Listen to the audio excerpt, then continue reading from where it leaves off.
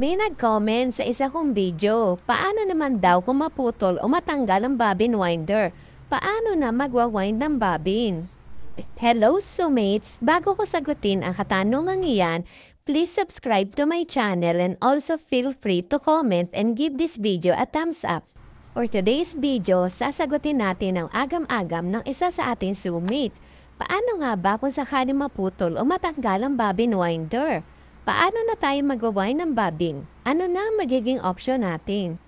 Inulubog ko ulit ang bobbin winder at susubukan natin kung magagamit pa rin siyang pang-wind ng bobbin kahit kapiranggot na lang ang nakalitaw.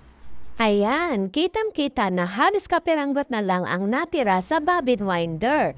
And now, let's try kung gagana pa rin yan. Hala, nakabit ko pa rin ang bobina. Oh my God! Wow! To see is to believe. Sumates, kitang-kita nyo ha, kahit kapiranggot na, na-hold pa rin niya yung bobina. Power talaga itong mini sewing machine. Wow! Oops, nahulog. Pero in fairness, Sumates ha, ang tagal na niya nagwa-wind bago nahulog.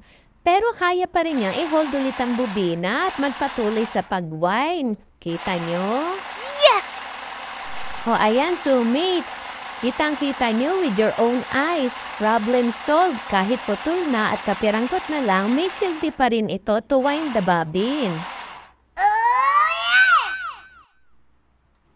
Kaya, sa mga nagdadalawang isip dyan kung bibili ba kayo ng mini sewing machine o hindi, get rid of your worry at bumili na.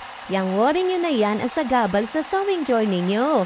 Imbis na natututo na kayong manahi sa halagang 300, may magagamit ka na para matuto sa pananahi. And, andito lang ako.